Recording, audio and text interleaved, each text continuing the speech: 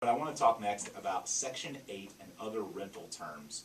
You know, you hear Section 8 a lot, and I think that it's important to kind of explain to people what Section 8 is, because, you know, if you're a novice out there and you see a property, or you're looking at investing and you see a home's a Section 8 rental, a lot of people just don't know what that is. But, you know, Section 8 is you know, it's for eligible tenants that basically, you know, allows private landlords to rent homes and apartments to qualified lower income tenants. It's got its roots from a housing act from, you know, forever ago.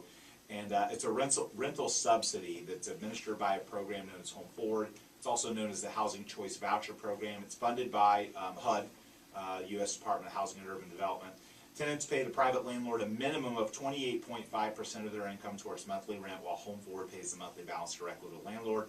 And if you're lucky enough to find a Section 8 opportunity, you may find yourself a great place to live at cheaper than going rate.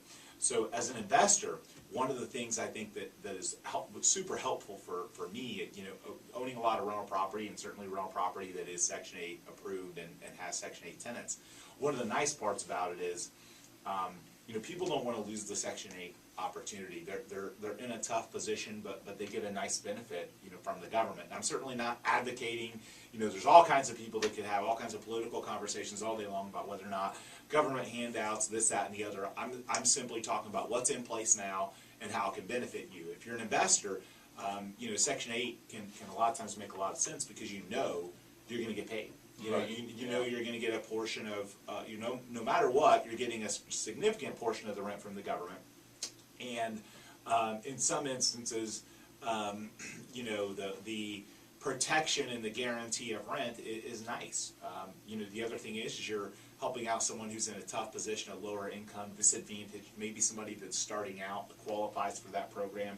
And, you know, it can be a nice thing. I mean, we've had Section 8 tenants and rentals of ours that have kind of graduated from that, moved on, ended up buying really nice homes with us, but, you know, they had to start somewhere. But, you know, it's a Section 8, you know, opportunity, whether you're looking to rent a property and get a great deal because you qualify, or whether you're someone that's an investor looking at Section 8 properties, there's benefits on both sides of things. There's certainly drawbacks too.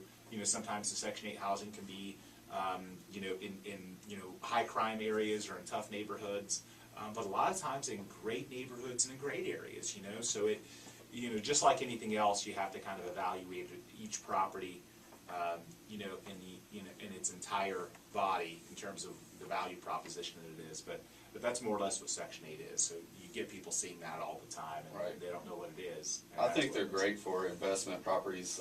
Like you mentioned, I have a friend of mine that up in Virginia, he had a rental property that he was having a lot of trouble keeping tenants in it, or having trouble getting payments. He found out that it qualified for Section 8 housing, so he went that route.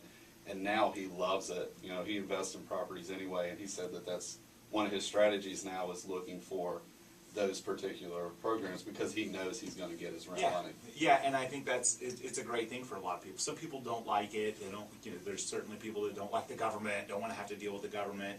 And Section 8 and HUD is going to make the property fit certain criteria to protect the people they're putting in there. So there's a lot of things from a condition perspective that get monitored more so than you would if you were renting to a private individual. One other thing that I want to talk about, you may, you know, if you're from a different area, you may have been in an area where they have rent control. Fortunately, we don't have that issue here in Tampa Bay, but there are markets around the country where they limit the rent from going up a particular amount. New York City, New York is big. You know, Los Angeles is big on that. Typically more, you know, liberal areas politically are more likely to have those things in place. So we've looked at buying vacation properties and investment properties in some of those markets, and we see, you know, oh yeah, $900,000, it rents for $1,600 a month. Sounds like a really great deal to me. When you look at those numbers, it seems to not make place. Fortunately, we don't have rent control here, but if you're an investor, make sure to ask those questions when you look around the country. You may think a property should rent for more than it's listed, but that doesn't mean you can raise it to that number. There could be controls in place.